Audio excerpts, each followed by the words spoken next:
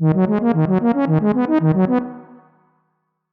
I saw a video recently that made me actually want to make this video because it talked about the falling market share of Windows over the past 15 years, where about 15 years ago, Windows took up like 90 to 95% of the market share for desktop computers, but now has fallen to around the 60s range. Really, what we've seen in that time is the rise of Mac, but as well, even like the rise of alternatives like Chrome OS, IL, and Linux. So I'm going to say something right now that I think is going to really explain my whole approach to computers as concise as possible. By the way, I use Arch. Now, I have talked about that before on this channel, but this time I do want to talk about Windows because I have used Windows for all my life. I think most people who were born in my generation have, because Windows was the de facto operating system on every computer, in school especially, really even at home for a while. It wasn't until I was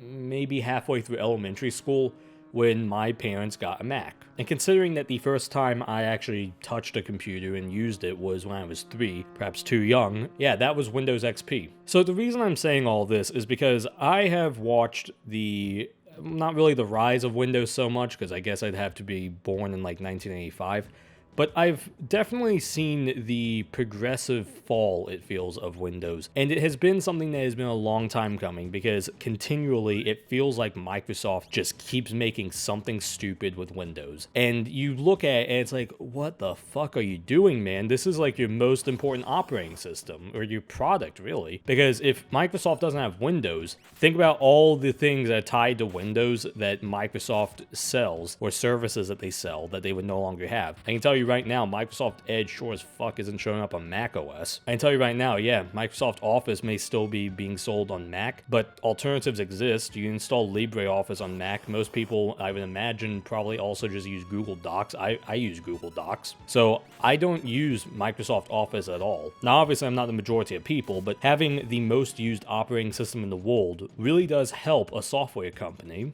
So what I want to talk about is an idea that this video was talking about, but never really, I felt like, explicitly said it. Basically, one section of the video talks about how Microsoft would try to do something with Windows, but then it would constantly be a cycle where they would try to implement something and they'd do it very quick, they'd rush it, and they'd just force it into the operating system.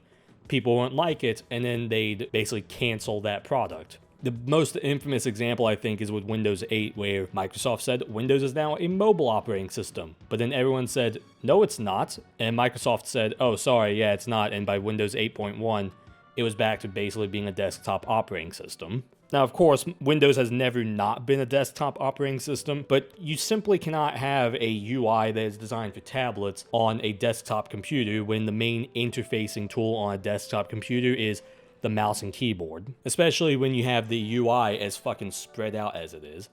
Now, call me old school, but I'm perfectly fine with, say, the Windows 95 UI, or maybe Windows 98 to make it a tiny bit more modern, where you have the drop-down menus and everything on a desktop computer, because you have that precision control on a mouse that is perfectly a-okay. But if the fucking save icon takes up even 1% of my screen in the top left corner, we're gonna have problems. This is all going to be me talking about my own personal thoughts on Windows. Some of you guys may disagree, so none of this is actually going to be really anything empirical. This is just me talking about my issues that I've had with Windows, and really talking about why I now use Linux. Because I feel like, and this is really the point I was getting at with what the video was talking about but never quite got to, is I feel like what Microsoft did throughout the 2010s was basically alienate their customers in a way where the tech-savvy ones figured out a way of not having to deal with it anymore. Obviously, grandma is going to still be using Windows 8 right now, but people that do know how to use their computers, it makes sense why they may not use Windows anymore. It may make sense why they would move on to Linux. And until there's actually like a breakthrough with Linux for it to enter the mainstream, who knows when that would happen, or if that will happen, or if it even needs to happen, because Linux does account for the majority of like server computers in the world. If something like that were to happen, then obviously Microsoft's market share is going to go down even further, because then that would assume that, I don't know, Ubuntu now has like 10% of the market share of computers. I don't know. But in reality, I don't know if that's something that we'll see with Linux, but I think it is something that we've definitely seen with macOS, because macOS does take up a pretty good chunk of the market because, well, it's Apple. People want a MacBook, but there's a lot more people now that want a MacBook than they did 15 years ago. And because of that, now it's a really good time to have a MacBook because a lot of software is going to run on Mac anyway. In some cases, perhaps even better. I have heard about like Adobe Premiere running a lot better on Mac than even on Windows, but that's also just me talking to like colleagues. So now I'm going to just talk about my own experience and explain why I eventually gave up Windows for anything beyond what is needed. So back around the mid-2000s, back when the desktop wallpaper was a green hill, I distinctly remember using Internet Explorer. But at some point, I remember learning about Firefox and thinking, what is that? And eventually, while I wouldn't use Firefox for many years, I did eventually remember seeing on Google an ad for Google Chrome. And I thought, oh, what's this? Because it also came with Google Earth, which I was obsessed with back then. So I installed it because I thought, oh, I don't know where it is. Let's see where it is. I end up learning what Google Chrome is. I realize, oh, it's another web browser that does the same thing as Internet Explorer. Now, at this point, I don't think Google Chrome was particularly unique other than having the tab system. So it would take a while, though, until I would actually move away from Internet Explorer. But it did happen relatively quickly because I ended up getting my first computer at the end of the decade. With this computer, though, because I wasn't like a restricted account, I was the administrator on this computer. I did whatever with it. This is where I learned a lot of how to use a computer, how to do things on Windows. I was digging into the registry editor. I was doing stuff in command prompt. I was like virtualizing Windows as well. I was doing a lot of stuff on this computer. I think it was these years where I was just dicking about with this computer and trying to just figure out things. Hell, even figuring out how to uninstall some viruses. There was a moment where that happened. It was a time that was constantly like testing my, I guess, technological prowess with a computer and growing it. And as well made me really fucking interested in computers and obsessed with them. So that laptop came with Windows 7. And Windows 7 was a really solid operating system. It not only looked a lot better than Vista, in fact, I had used Vista at one point because my mom got a laptop that used Vista. So yeah, I've used XP and Vista about when they've come out, or I've been relevant. And same for 7. And then eventually, by around, I think 2003 it was? Yeah, 2003, my laptop was getting really slow. It was pretty old. Things were starting to, test a bit. In fact, it was really funny because I didn't realize that like 60 FPS gaming was a thing. In fact, I don't even know if I knew 30 FPS gaming was a thing or what an FPS was. And the reason why is because I'm mostly stuck to SimCity. So SimCity doesn't really demand anything intense on computers, especially a laptop at that point. If it was a computer in 2004, yeah, that's a bit different. But this is a couple years removed from the release of SimCity 4. So at this point, though, is when I started playing Minecraft. And while I didn't get a new computer for Minecraft, I did get a new computer in part because I had this computer that needed to be upgraded because it felt really old and it felt like it was time for an upgrade. But also, it was for the release of SimCity 2013 because I realized that my computer was not going to be able to handle SimCity 2013. So I ended up getting a new computer to do that and as well to be able to edit. Yes, even back in 2013, I was getting hardware to specifically edit. Nay, in 2014, I believe it was, I got my first GPU. It was a NVIDIA GT 610. I think it had 2 gigabytes of VRAM in it. And then eventually I would upgrade the RAM on that computer from 8 gigs to 16 every like year or so. I was adding in a new hard drive.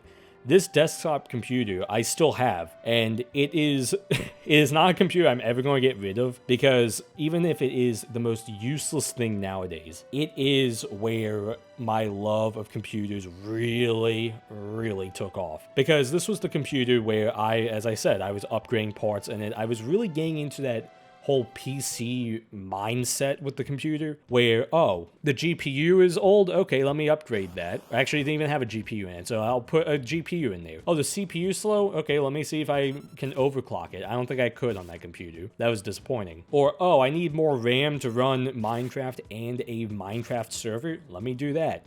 oh, would hardline wiring Ethernet from this to the router make things faster? I even ran, I think off of this computer, I even ran like an Apache server on it. I learned how to run an HTTP server off of this computer. I port forwarded stuff on there. Like I actually had a web page that I was like updating.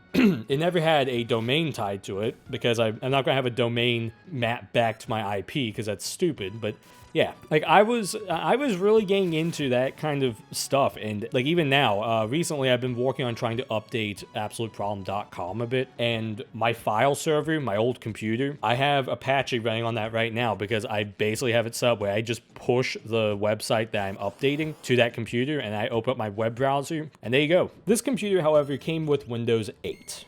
And that is the biggest problem with this whole computer, because from the start, this was a computer that came with Windows 8 that on day one, I was like, okay, fuck Internet Explorer. Let's open up command prompt. Let's type in, I think the command was... I think I just had to type in the website. So I typed in like http://firefox.org/ and then the download URL for like firefoxinstall.exe or whatever. I looked that up on the old computer and then typed it in command prompt because I wanted to make sure that I never had to open fucking Internet Explorer on that shitty computer. And I'm calling it a shitty computer because it ran Windows 8, and on day 2, all of the apps stopped working.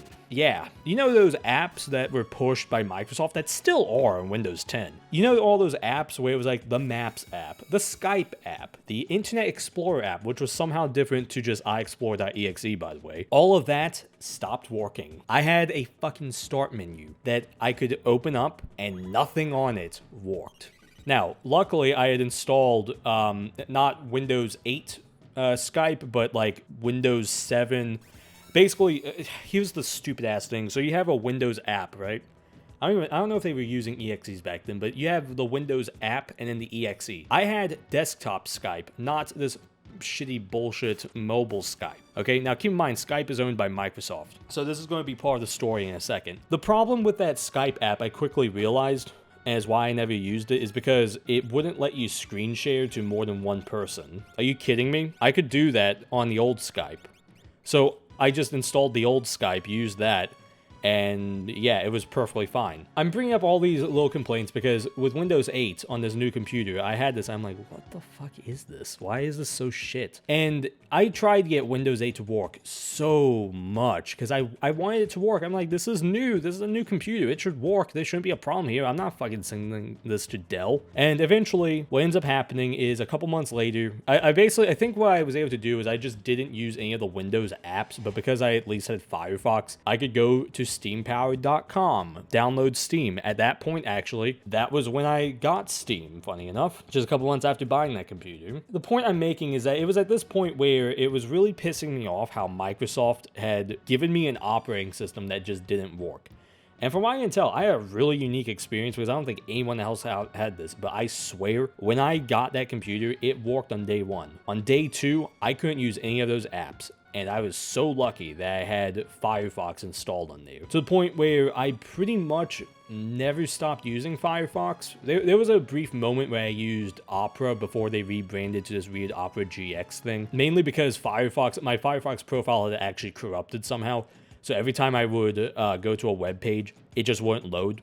Really weird. Never has happened again since, knock on wood. Yeah, I pretty much only would have Firefox and then like a backup web browser, Chrome. And that computer, it was a pretty good computer. That's the thing, is that even without the GPU yet, it could do 1080p.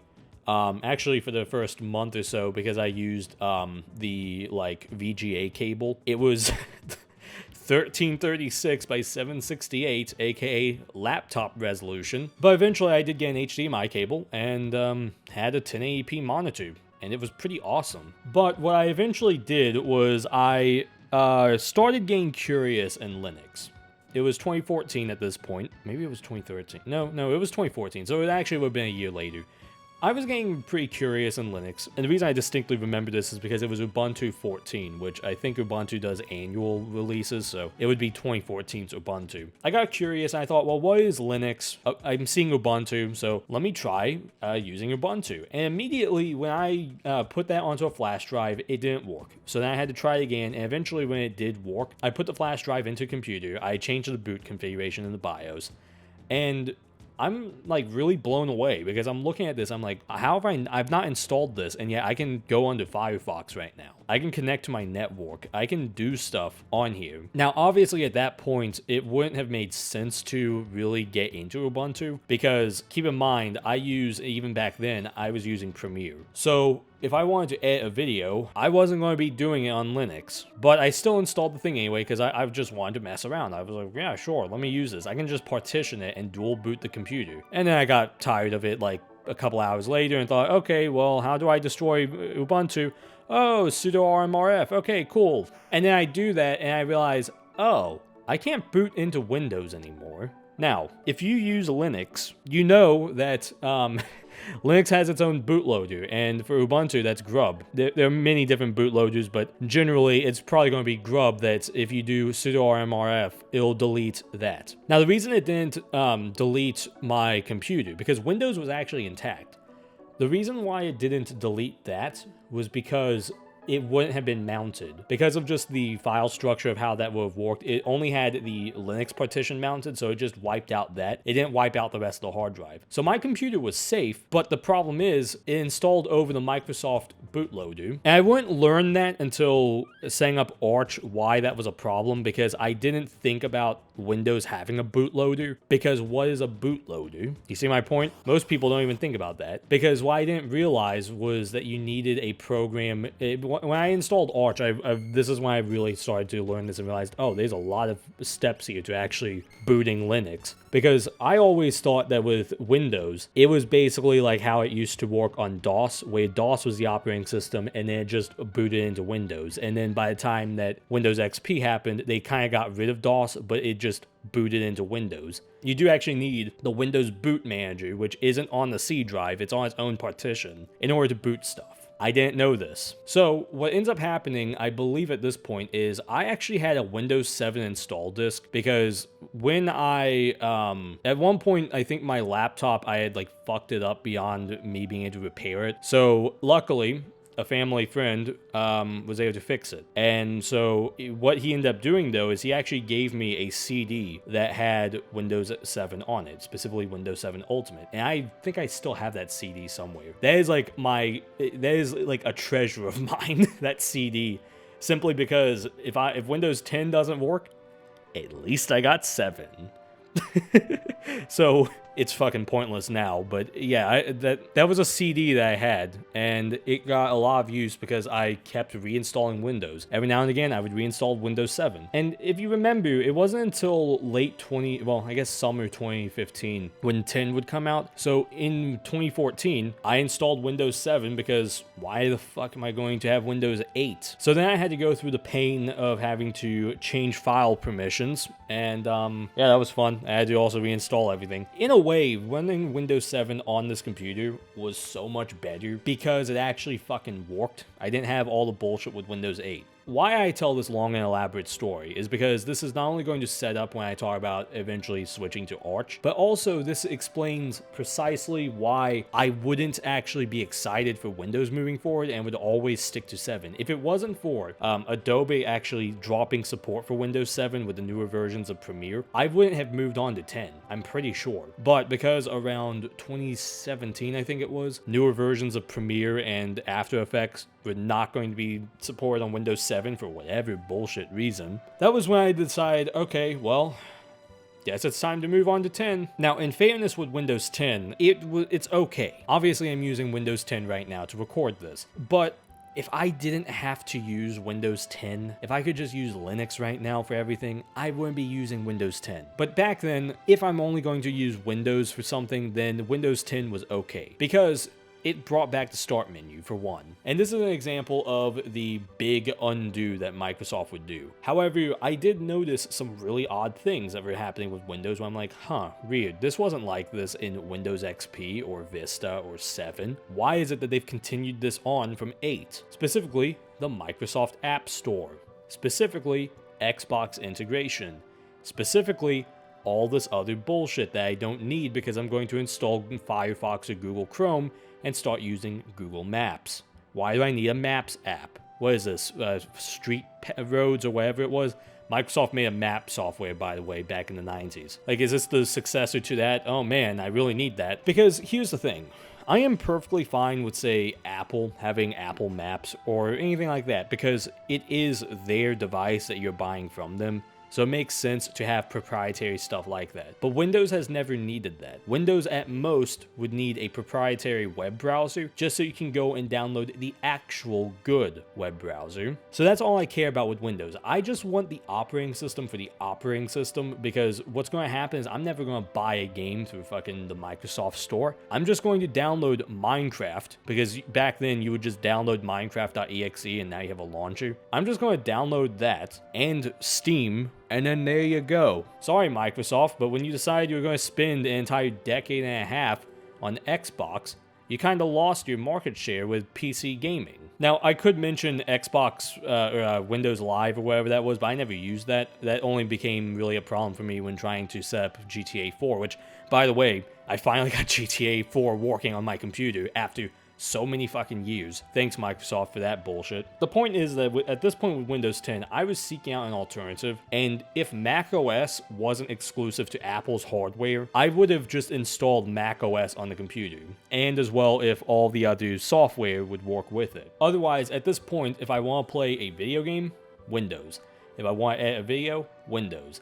If I have to do anything, it's going to be Windows. And eventually, what ends up happening is around 2019, I'd say. Around 2019, I'm starting to get a little bit of an itch to upgrade my computer, but I'm not really able to because fucking graphics cards are expensive as hell at that point. They would only get more expensive in the following year. And at that point, I also didn't really need to get a new computer because I had already gotten one just a couple years prior. Yes, this does mean that I'm averaging a new computer about every like 5 or 6 years. So I'm pointing all this out because in 2019, I was starting to look elsewhere, but it felt like Windows 10 was kind of just going to be forever because there was no real hint of there being, say, a Windows 11. In fact, I had heard that they were not going to have any more versions of Windows after that. I'm just kind of looking around. I'm trying to make sure that with my computer, I don't have to, like, I don't know, disable more Microsoft bullshit. And eventually, around 2020, in actually February, I decided, okay, well, I got a little bit of money.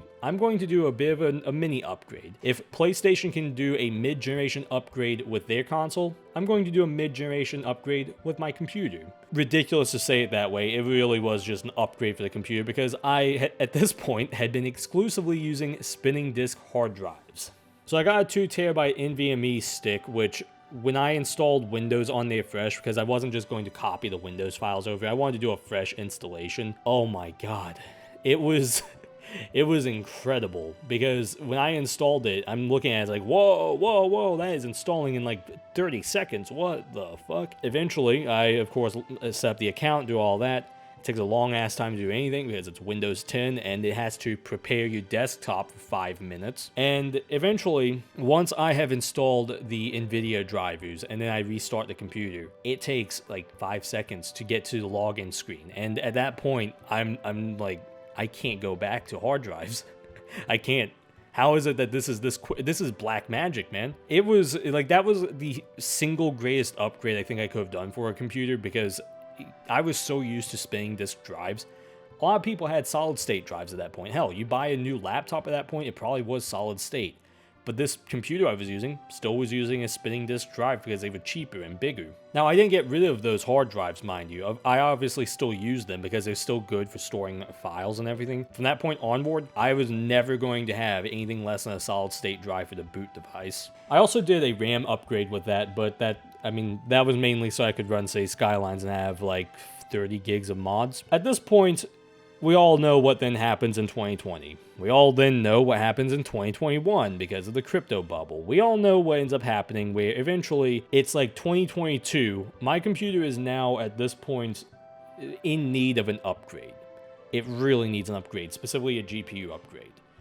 And it's still using Windows 10. At this point, even in the context of absolute problem, I had now been rendering pretty heavy videos on it for about a year.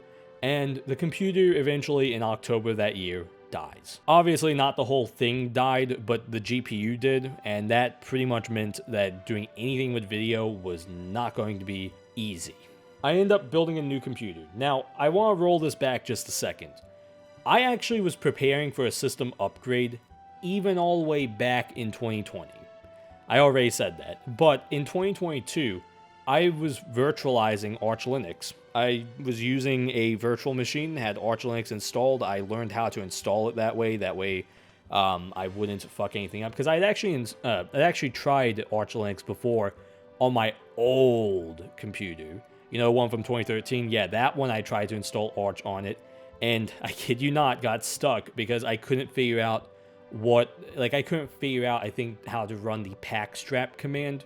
Which what that does is it copies all the packages and files you need to run your computer into the directory that you then change the root into. Yeah, I basically didn't know how to mount stuff properly, I think. I also had a big difficulty with networking, that was annoying. But yeah, there were a lot of things that went wrong with that. Where I think I may have installed Linux back onto the ISO, so yeah. Eventually I did just install Manjaro on there, then ran Half-Life 2, and was like, what the fuck? It runs like ass on here. Okay, back to Windows. And obviously I didn't really need to use that computer anymore because I'd already moved on to the other one. So this time though, with virtualizing, I knew that my computer was going to run, whatever the next computer was going to be, I knew it was going to run better than Arch Linux inside of a VM with a certain amount of resources, because each layer of virtualization generally, and there is an exception to this, which I'll get to in a second, but when you are using VirtualBox or VMware, there is going to be a big performance hit. It's really only good for running older operating systems. Running a more current one, it's not going to do well. So I'm pointing all this out because when the computer died, and then I eventually got to be able to build a new computer, I had it planned out exactly what I was going to do. This new computer was going to have Arch Linux installed on one NVMe and on the other NVMe, because my motherboard actually has slots for I think 4, but 2 of them are PCIe 5 with 2 PCIe 4 speed NVMe sticks in there. My plan is eventually when PCIe 5 sticks are made and are cheaper enough, I'm going to do a reinstall of my computer where the old PCIe 4 NVMe sticks are going to go down into the other 2 slots, and I'll put the new ones into the new one, and then I'll have a faster upgrade on the computer. That's my plan for that. That's why I did it that way. I reuse my computer parts when I can. So because of that, what I did was I installed Arch onto one of them, made that the main drive, and I mounted the other one as just a folder that would have an image in it. And that image is where all the data on this Windows 10 VM is on. You may be thinking, why not just dual boot it? Well, you can't dual boot it and be able to run Windows and Linux at the same time. Now, I gotta say this real quick because I know I've skipped over a lot. How do you rationally go from Windows 10 with its pretty much automatic install to deciding, yeah, you know what, fuck convenience, I'm going to do Arch Linux? Okay, so you probably know who Mutahar is of Subordinary Gamers. Linux is very accessible. In fact, I got Arch Linux, and the reason I'm not going to recommend Arch Linux is this is the fucking installation process. You go from a command line all the way to the desktop. I'm not saying you can't do it, but if it's your first try, do not do it. He made some videos about Arch Linux and about virtualizing, and to the point where VMs became a meme in this community for a while. They still kind of are. No joke, because he did some pretty good videos explaining what could be done with a computer with virtualizing and all of that. I basically looked at this and was like, well, that's the solution to my problem. When it came to this computer, I decided, okay, wait, if I can But I can just have a whole graphics card passed over to a virtual machine and be able to run stuff on that while I have another machine freed up to do another thing. Well, that just sounds like a fucking power trip right there. Sign me up. So yes, that is where I got the idea from, and then I had to do a bunch of research into how to get that all to work. I couldn't even try it out on the VMware thing because it just didn't work.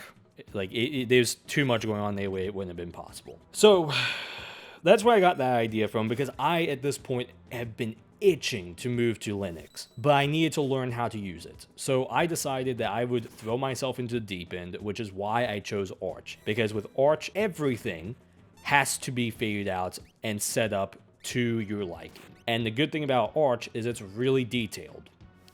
Meaning you have a lot of documentation for Arch Linux and for all the programs around it, and it's generally I've been able to find a solution to things with Arch. So for as ridiculous as that sounds, it was a good move for me to do Arch Linux because it taught me how to format disks, how to mount things, the purpose of all the folders, like how it taught me how to use the operating system to the same level as Windows. And I can confidently say that because I feel like that's how I feel using Linux now. So what does this have to do with Windows, with this whole story that I've told that has slowly but surely gotten away from Windows? The fact of the matter is that I was really dissatisfied with what Windows had become because there was so much stuff with it. I haven't even gotten into the details with that, but I'm sure that there are things I can leave off, that I will leave off because I will have forgotten about them. But stuff like the Xbox integration, I didn't want that. Stuff like all the apps, I didn't want that. Sending data to Microsoft, I didn't want that. Having to deal with like my web browser constantly being reset because Microsoft wants to push this shitty alternative to Chrome. I don't want that. Point is that I want my fucking web browser to always be Firefox. I do not want to use Windows' shitty like photo viewer. I actually install a photo viewer on Windows. I install a different program for that because I don't like the Windows default photo viewer. They could have kept the one from Windows 7 and it would have been fine. But having this, like needing a fucking loading screen on the boot up of the photo gallery, I don't know if they still do that or not. That was the thing where I'm like, why is it like this? Why it like, look, okay, what I'm going to do is I'm just going to unlock my phone. I'm going to close out all the apps. That way it is like as fresh as possible. I'm going to go to the Photos app.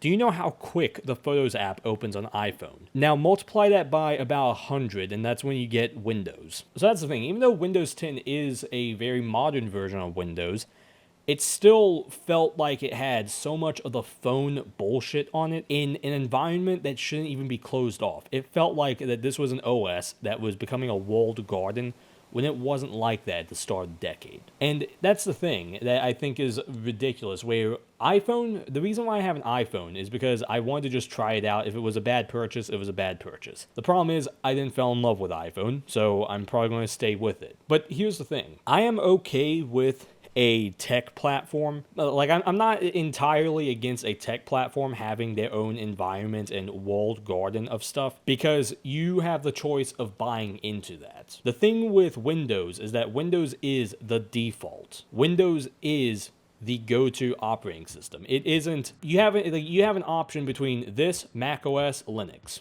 and I guess Chrome as well. There are a lot of options for operating systems for the computer, and for the operating system that was built on being open, even if it's a closed source operating system, it's still an operating system that you could easily develop on. Anyone could develop for it. All of a sudden now being regulated by Microsoft, I think is complete bullshit. So in that respect, that's why I like Linux, because even if it is really like you have the whole like free and open source model with Linux, that's not entirely a thing I'm like that passionate about. Open source is cool, don't get me wrong, it's fucking awesome. And I respect when someone does make an open source program that is, it ends up being the backbone of fucking civilization. I mean, that's basically Git and Linux right there. One man ended up starting all of that, so yeah, like I have a lot of respect for open source, but I don't think it is like the be-all end-all for certain things, where if NVIDIA, because this is like the best example on Linux,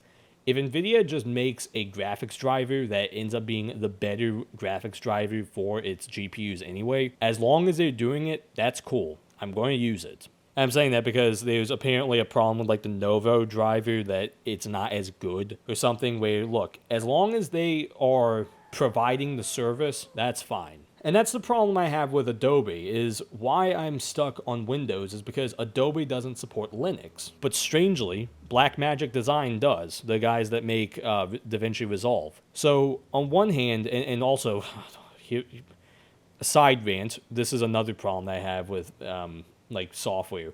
So DaVinci Resolve, you can run it on Linux, but you gotta pay for the license in order to use on Linux. You can't use the free version. Because, well, okay, you can, but you can't then use the H.264 codec.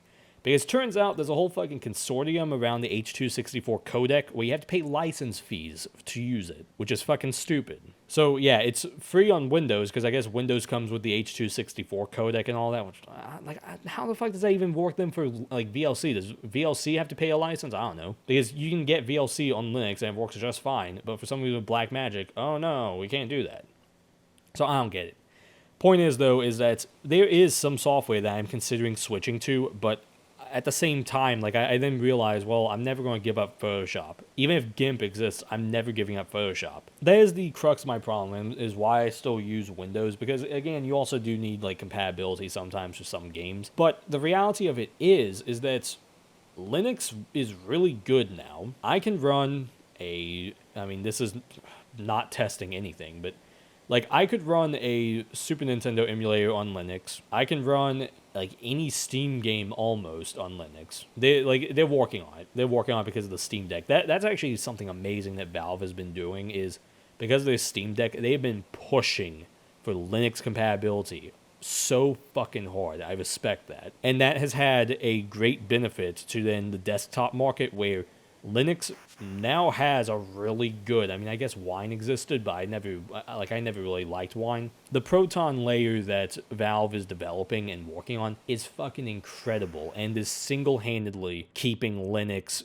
like, relevant in the gaming sphere, or even made it relevant to begin with. So hopefully Valve keeps working on that, because they make a fuckload of money anyway on Steam. So if they can keep developing that, they would actually be doing a big service for PC gaming. Because that means you no longer have to worry about Windows. I've been able to play Cyberpunk 2077 on Linux. I've been able to play, like, City Skylines on Linux. What other games do I have? I played Doom Eternal on Linux. Okay, I'm just going to name off some games I've played on Linux, alright? Apex Legends, City Skylines, Doom Eternal, Guilty Gear Strive. Omori, I think I did. That actually was a game that for a while didn't work on Linux, but then it suddenly did. Weird. I don't know.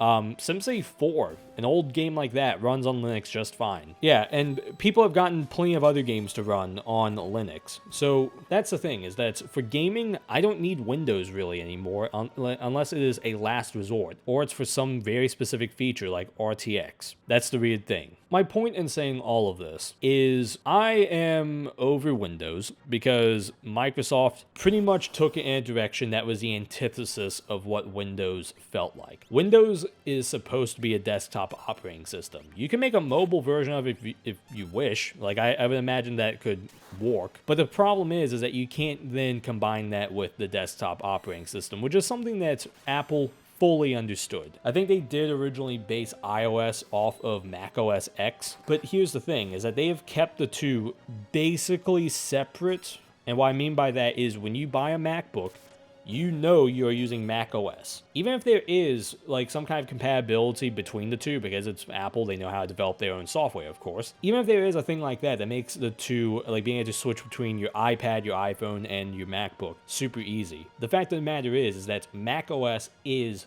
Mac OS. You aren't, like, going in there and all of a sudden it now looks like your phone. It looks like how macOS has always looked. And that's the thing that I think makes it where people are fine using Macs. I love macOS. I think it is a very well-designed operating system. It doesn't meet my needs, but if I were to, like, if I could, even for how expensive it is, but if I were to pick a laptop where price wasn't a question, I would pick a MacBook, because I know that everything is going to work on that I need it to work on there. Even some programs like Photoshop That's the thing, where I'm not getting a mobile device really to game because, like, I've tried that and it hasn't really worked for me. I know that it's different for other people, I get that.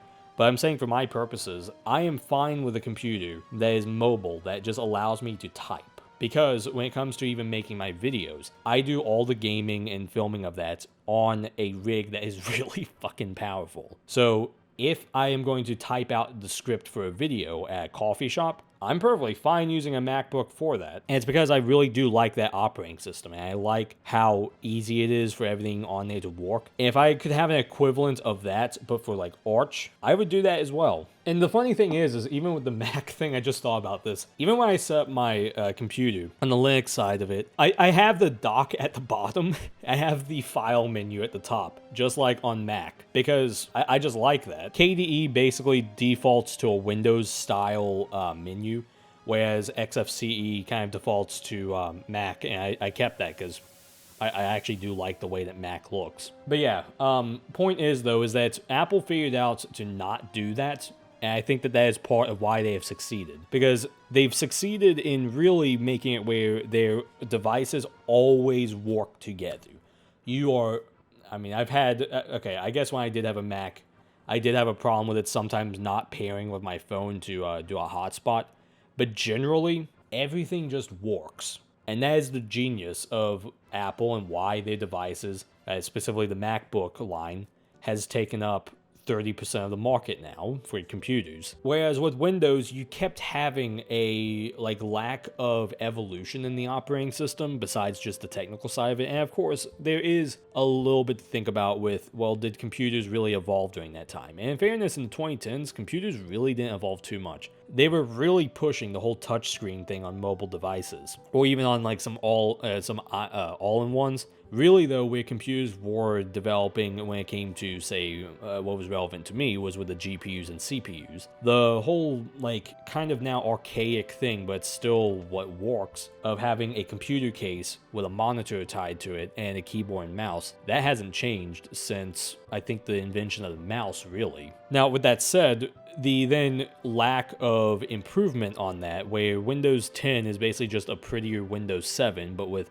a bunch of Microsoft bloatware in it. Well, you see the problem? Whereas with macOS, the biggest difference with newer versions of macOS, in my opinion, is the compatibility with like the M1 and 2 chips. That is the most substantial difference. But besides that, yeah, they basically did just get prettier, and that is a problem that I do have with macOS, because there was a Mac Mini that I got a while ago just to mess around with, and it was really funny where Firefox was too new to run on that operating system, whatever version was on that Mac Mini. So then I install Arch, and then I get Firefox working on it. So the reality of it is that desktop operating systems I do not feel are really going to be evolving all that much, simply because we know what a desktop computer is going to entail and what it should have. However, it is possible for it to always evolve. There's always a possibility of there being some kind of change that is substantial enough, and supposedly Microsoft is trying to do like an AI thing with their operating system, so I could give a fuck less. I've already said that about AI, but I know that a lot of people will probably care about that and really like it, so who knows, that could be what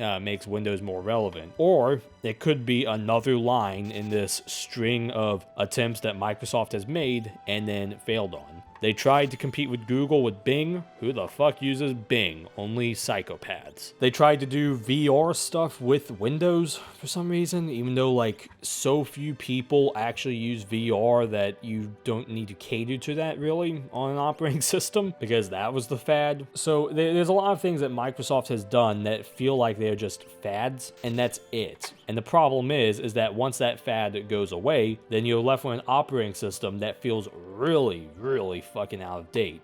As an example, why is there a 3D objects folder on Windows 10? Why is it so important that my computer needs to have a 3D objects folder before the desktop folder? Please tell me, Microsoft. Please tell me. So it could end up being where if this AI thing goes away, which I doubt it is, if we're going to be honest, every company already is using it in some way. So this could actually be for a business perspective, the right decision for Microsoft. So it could be the next step of their operating system. But at the same time, like, I could give a fuck less about Cortana. I just want my computer to do exactly what I want it to do. So that's about an hour of Old Man Yells at Cloud. My final thoughts on this whole thing is that I could do without Windows if Adobe would actually support Linux. That's all I gotta say. Anyway, subscribe to the channels. I'm out.